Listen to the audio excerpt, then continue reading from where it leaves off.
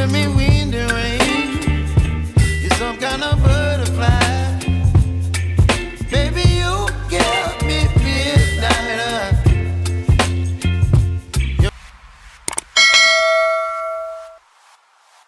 Hello guys, good morning. स्वागत है आपका एक बार फिर ताज नगरी से। मैं विजय आपका स्वागत करता हूं। दोस्तों, आज मैं पहुंच गया हूं उस जगह पे जिसके लिए मैं घूमने के लिए आया था, यानी कि ताजमहल। तो दोस्तों, आज मैं ताज नगरी आगरा में हूं और आपको दिखाने वाला हूं ताजमहल। तो आप वीडियो में हमारे साथ बने रहिए बराबर, शुरू से लेके आखिरी तक। बहुत सारी चीज़ें मैं आपको दिखाऊँगा इस वीडियो में। तो फ्रेंड्स, वीडियो में हमारे साथ बराबर रहिए। मैं आज आपको दिखाऊंगा कि ताजमहल को बनाने में कितने मज़दूरों ने काम किया था, कितने कारीगरों ने काम किया था, मज़दूरों के रहने के लिए क्या व्यवस्था थी, कितने कमरे मज़दूरों को अलॉटमेंट किए गए थे और ताजमहल का खुलने का और बंद होने का समय क्या है। तो ये सारी चीज़ें दोस्तों हम वीडियो में आपको जानकारी देने वाले हैं। बस वीडियो में शुरू से लेके आखिरी तक हमारे साथ रहिए। हम ये भी बताएंगे कि ताजमहल में कितने गेट हैं। हम ये भी बताएंगे आपको कि ताजमहल में जो फव्वारे, जो फाउंटेन हैं, वो कितने लगे हुए हैं। उसी समय के फाउंटेन आज भी चल रहे हैं। और हम आपको ये भी बताएंगे कि ताजमहल में मेहमान खाना किधर है और ताजमहल में जो मुमताज़ और शाहजहाँ की कब्रें हैं वो कहाँ पर हैं। ये सारी जानकारी दोस्तों हम आपको वीडियो में देंगे। वीडियो में शुरू से लेके आखिरी तक हमारे साथ रहिएगा। तो फ्रेंड्स, ये ईस्टर्न गेट है। मैंने ईस्टर्न गेट से प्रवेश किया है। ये देखिए आप, उसी समय का बना हुआ दरवाज़ा है और उसी समय के जो बने हुए दरवाजे लगे हुए हैं, बहुत ही कीमती लकड़ी और बहुत ही मजबूती के साथ। देखिए आप कुछ इस तरीके से। तो फ्रेंड्स, इस तरीके से हमने ताजमहल के अंदर प्रवेश कर लिया है। हमने पूर्वी गेट से प्रवेश किया है। आप देखिए, हम ये जो स्ट्रक्चर है, जो लाल पत्थर से बनी हुई इमारतें हैं, तो ये दोनों तरफ ऐसा लोग बताते हैं कि यहाँ पे मीना बाज़ार लगा करता था पहले। जब यहाँ पे मीना बाज़ार में जो है आगरा की जैसे घाघरा चोली और कीमती पत्थर और नगीने और कड़े, इस तरह से जो भी सामान होते थे वो यहाँ पे महिलाएं मीना बाज़ार लगाया करती थी। तो ये मीना बाज़ार है। ये हमारे दोनों तरफ आप देखिए, लेफ़्ट और राइट पे ये दोनों तरफ ये कुछ इस तरह से मीना बाज़ार हुआ करता था। भाई, ये जो हमारे पीछे आप देख रहे हैं ये रॉयल गेट है। इसको शाही गेट बोलते हैं। शाहजहाँ जब इस महल में इंटर करता था, ताजमहल में इंटर करता था, तो इसी रॉयल गेट से अंदर की जाता था ताजमहल देखने के लिए। दोस्तों, एक इंटरेस्टिंग चीज़ मैं आपको बताऊं। आप ऊपर की तरफ देखिए, जो आपको दिख रहे हैं डोम, जो दिख रहे हैं ये 11 डोम है। मतलब 11 आगे की तरफ है और 11 आप ध्यान से देखिए, 11 जो पीछे की तरफ है। तो 11 दूनी 22। तो ये दर्शाता है कि ये ताजमहल को बनने में 22 वर्ष लगे। ये इसका प्रतीक है। 11 डोम इस तरफ और 11 डोम उस तरफ। ये जो लेफ्ट हैंड में आपको दिख रहे हैं दरवाजे नुमा, दोस्तों इनमें जो मज़दूर, वर्कर, कारीगर वो रहते थे, जो ताजमहल को बनाने में आपको पता है कि 20,000 कारीगर और वर्करों ने मिलकर काम किया था, जो कि दिन रात मेहनत करते थे, पत्थरों को तराशते थे और दिन रात मेहनत करते थे। तो ये जो आपको लाइन से दिख रहे हैं दरवाजे से, ये करीबन 210 कमरे हैं जो कि शाहजहाँ ने इन मज़दूरों और वर्करों के लिए बनाए थे।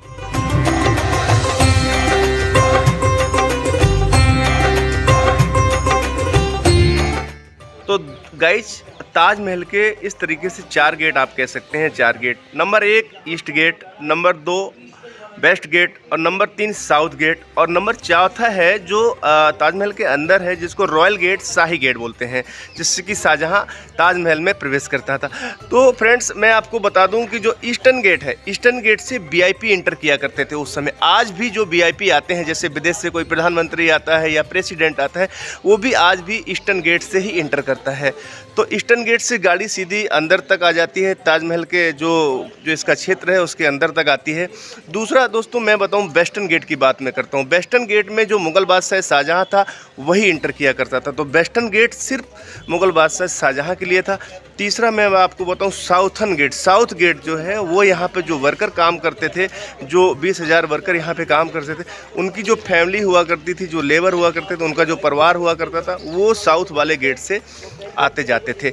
आज भी अगर आप देखेंगे तो साउथ गेट के बाहर जो कॉलोनी बसी हुई है, ये उसी समय के जो मज़दूर हैं, जो लेबर हैं, जो काम करते थे, उनके ही परिवार वहाँ पे रहते हैं। तो साउथ गेट के बाहर अगर आप देखेंगे तो उन्हीं लोगों की कॉलोनी आज भी बसी हुई है दोस्तों।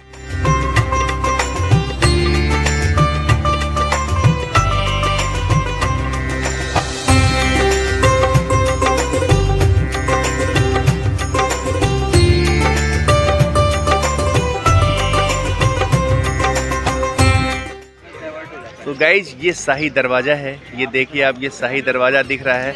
इसमें जो मैं आपको ऊपर की तरफ दिखा रहा हूँ, ये देखिए आप, गिनिए 11 डोम है। 11 डोम आगे की तरफ और 11 डोम इसके पीछे की तरफ।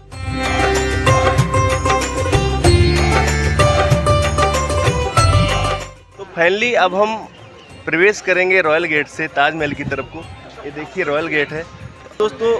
जैसे भी आप देखेंगे, जितने आप, कहा जाता है कि नज़रों का धोखा इसी को बोलते हैं, जितने भी आप ताजमहल के करीब जाते जाएंगे उतने ही ताजमहल आपसे दूर भागता जाएगा, यानी कि झूम होता जाता है। तो अभी हम चलते हैं, ये गेट है।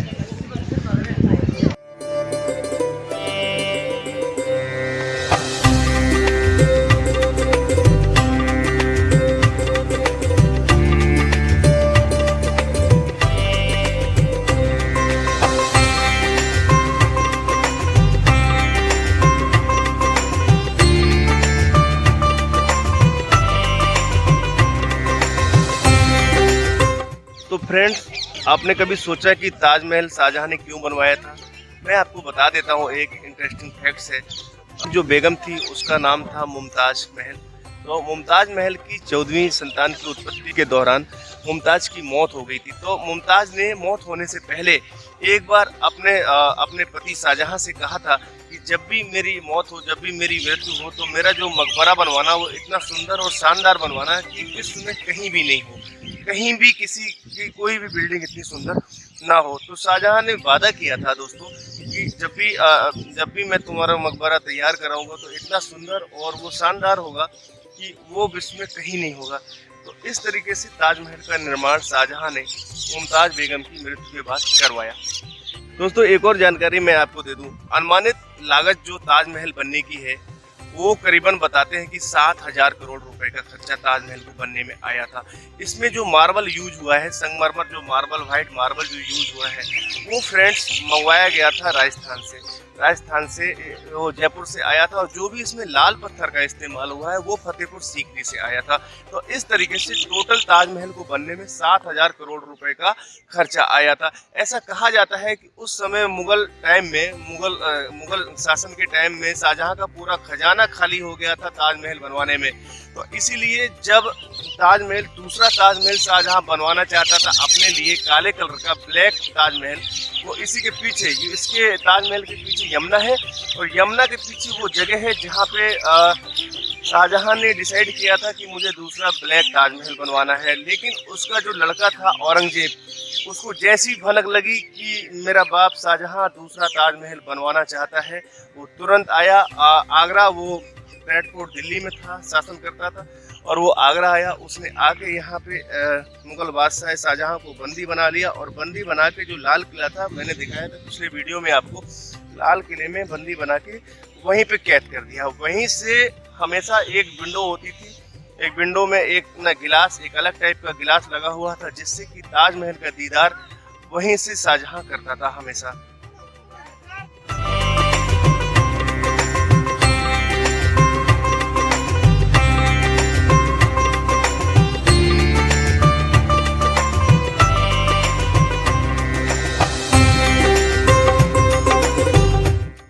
फ्रेंड्स, ये जो फव्वारे देख रहे हैं आप, इस तरीके के 53 फव्वारे लगे हुए हैं ताजमहल परिसर में। पहले के ज़माने में, मुग़ल टाइम में, इनमें पानी जो ताजमहल के पीछे यमुना रिवर है वहीं पे चरखा चला के इस तरीके से पानी इनमें आता था फव्वारों में।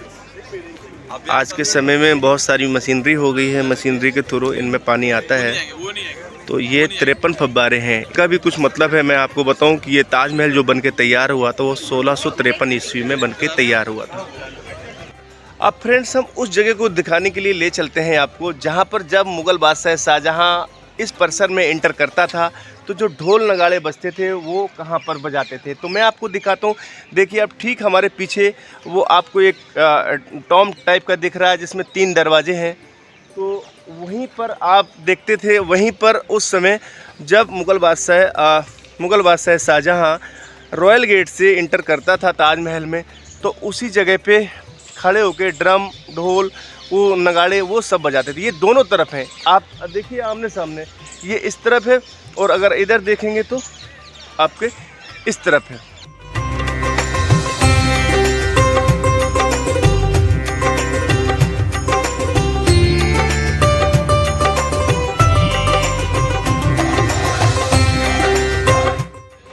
फ्रेंड्स, ताजमहल में जो भी मार्बल यूज हुआ है वो सारा का सारा राजस्थान के मकराना से मंगाया गया था। मुग़ल बादशाह शाहजहाँ ने मकराना में ऑर्डर दे दिया था, ठेका दे दिया था कि जितना भी पत्थर यूज होगा उसको हम खरीदेंगे, जितना भी पत्थर आपका प्रोडक्शन होगा वो सारा का सारा पत्थर हम खरीदेंगे।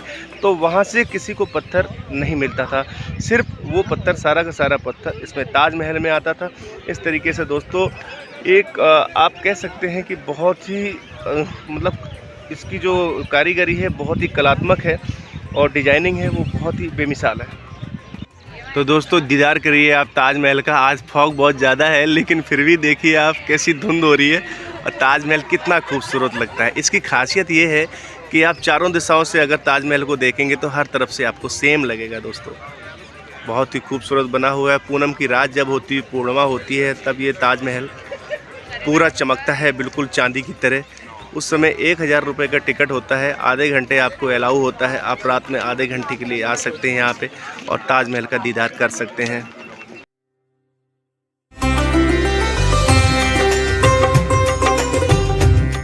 देखिए एक फाउंटेन देखिए चल रहा है, इस समय सारे फाउंटेन चल रहे हैं। तो दोस्तों आप सोचिए, ज़रा सोच कर देखिए कि उस समय जब इलेक्ट्रिसिटी नहीं थी, आज से सैकड़ों वर्ष पहले, उस समय कैसे ये फाउंटेन चला करते थे। उस समय भी ये फाउंटेन चला करते तो वही फाउंटेन लगे हुए हैं, कोई चेंजिंग नहीं है इनमें। उस समय ये यमुना इसके ताजमहल के पीछे वहाँ पे पानी की टंकियाँ रख के और वहाँ पे 2 मजदूर चलाते थे चरखे को, उनमें से पानी इनमें फाउंटेन में आता था। और ये फाउंटेन जब मुग़ल बादशाह इसमें प्रवेश करता था ताजमहल में तो ये फाउंटेनों को स्टार्ट करा दिया जाता था। फ्रेंड्स एक चीज़ और मैं आपको दिखाता हूँ। ये जो सामने आपको दिख रही है ब्लैक कलर की, ये कोई डिजाइनिंग नहीं है, ये अरबी भाषा लिखी हुई है, क्योंकि कुरान में अरबी भाषा लिखी हुई है। तो ये सभी अरबी भाषा में लिखा हुआ है, लेकिन हमें अरबी भाषा आती नहीं है, इसलिए हम नहीं बता सकते आपको कि ये क्या लिखा है। लेकिन ये आप देखेंगे गेट जो आपको दिख रहा है इसके चारों तरफ ये अरबी भाषा कुछ इस तरीके से लिखी हुई है ताजमहल में।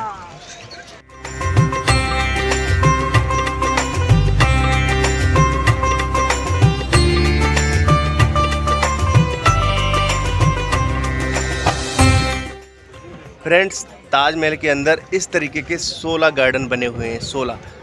तो आप पूरे ताजमहल परिसर में अगर देखेंगे तो 16 गार्डन बने हुए हैं। इन 16 गार्डनों का मतलब ये है कि ताजमहल बनकर तैयार जो हुआ था वो 1653 ईस्वी में बनकर तैयार हुआ था। 53 फाउंटेन है और 16 इस तरह के गार्डन है, तो टोटल मिला के 1653 ईस्वी में ताजमहल बनकर तैयार हुआ था। दोस्तों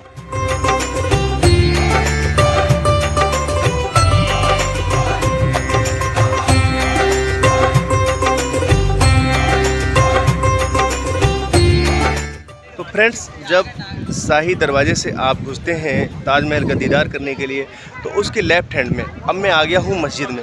ये जो ताजमहल के ठीक लेफ़्ट में ये मस्जिद बनी हुई है। यहाँ पे फ्राइडे को नमाज होती है, शुक्रवार के दिन ताजमहल बंद रहता है। यहाँ सिर्फ नमाजियों के लिए ताजमहल खुलता है। तो जो नमाज़ पढ़ने आते हैं उनके लिए आना शुक्रवार को अलाउ होता है। इस तरीके से ये लाल पत्थर की बनी हुई मस्जिद है। लाल पत्थर फतेहपुर सीकरी से मंगवाया गया था। शाहजहाँ द्वारा ये मस्जिद बनाई गई थी। यहाँ पे इबादत करता था शाहजहाँ, और जो भी उसके गेस्ट आते थे यहाँ पे वो भी इबादत यहाँ पे करते थे। तो ये बहुत ही खूबसूरत मस्जिद है, आप कह सकते हैं कि ये बहुत ही खूबसूरत मस्जिद है, लाल पत्थर से बनी हुई है, बहुत इसमें डिजाइनिंग किया गया है।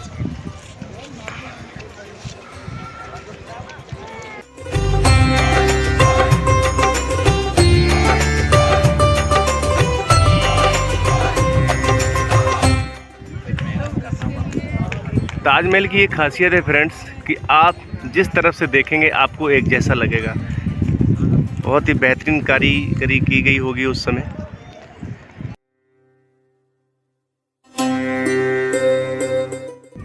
तो फ्रेंड्स ये ताजमहल के बिल्कुल बगल में आप देखेंगे यमुना रिवर है। खूबसूरत नज़ारा, इस समय फॉग हो रहा है तो यमुना रिवर है, ये देखिए आप। इसी के बिल्कुल यमुना के उस साइड मतलब ताजमहल ये है, और ताजमहल के पीछे वाला जो हिस्सा है वहीं पे शाहजहाँ बनाना चाहता था ब्लैक ताजमहल अपने लिए, काला ताजमहल, लेकिन वो उसमें कामयाब नहीं हो पाया क्योंकि उसके लड़के औरंगजेब ने उसको कैद कर दिया यहाँ के आगरा के किले में, तो फिर उसका वो मंसूबा नाकामयाब हो गया। तो ये यमुना रिवर देखिए, खूबसूरत यमुना रिवर के किनारे ताजमहल बना हुआ है। दोस्तों इसको ताजमहल को बनाने के लिए, क्योंकि यहाँ पे मिट्टी बड़ी रेतीली थी, तो इस रेतीली मिट्टी को उस समय जो शाहजहाँ ने बहुत बड़े बड़े पिलर यानी कि कुआं खुदवाकर उनमें से गिट्टी वगैरह और पत्थर वगैरह भरवाकर इसको बड़ी मजबूती के साथ, क्योंकि उसको डर था कि कहीं ऐसा ना हो कि यमुना के किनारे की मिट्टी रेतीली है तो कहीं ऐसा नहीं हो कि आगे चल के ताजमहल ये गिर जाए, तो इसलिए बहुत ही मजबूती के साथ ये ताजमहल का निर्माण कराया था शाहजहाँ ने, बड़े बड़े कुआं खुदवा के उन पर पिलर बनवा के, और इस ताजमहल का पूरा स्ट्रक्चर खड़ा किया गया था दोस्तों इस तरीके से। तो फ्रेंड्स, ये ताजमहल का पीछे का हिस्सा है और इसके ठीक पीछे मतलब ठीक सामने आपको ताजमहल का जो बैक है, इसके ठीक सामने यमुना के उस पार, ये देखिए मैं आपको दिखाता हूँ, ये यमुना है, ये देखिए यमुना आपको दिख रही है। इसके ठीक सामने मेहताब बाग है। मेहताब बाग में ही ताजमहल दूसरा बनाना चाहता था शाहजहाँ, जो कि ब्लैक कलर का, और नींव भर दी गई थी, लेकिन जैसी भनक लगी उसके बेटे औरंगजेब को, उसने दिल्ली से आके यहाँ पे शाहजहाँ को लाल किले में कैद कर दिया। जैसा कि फ्रेंड्स अभी हमने दिखाया था, ताजमहल के लेफ़्ट साइड में मस्जिद थी, ठीक उसी तरह का ये राइट हैंड में मेहमान खाना बना हुआ है। ये देखिए ये मेहमान खाना का गेट है। तो जो भी मुग़ल बादशाह शाहजहाँ के जो भी मेहमान उस समय आते थे, उनकी मेहमानबाजी यहीं पर होती थी, लेकिन रात में कोई रुकता नहीं था यहाँ पे। दिन में ही जो भी 2-3 घंटे 4 घंटे के लिए जो भी यहाँ पे स्टे होता था, उनकी मेहमानबाजी इसी जगह पे हुआ करती थी। तो ये मेहमान खाना है, बहुत ही सुंदर बना हुआ है, लाल पत्थर का बना हुआ है दोस्तों। जब कभी आप आएँ तो एक बार ज़रूर मेहमान खाना विजिट करें, इसकी जो डिज़ाइनिंग है वो बहुत अच्छी है।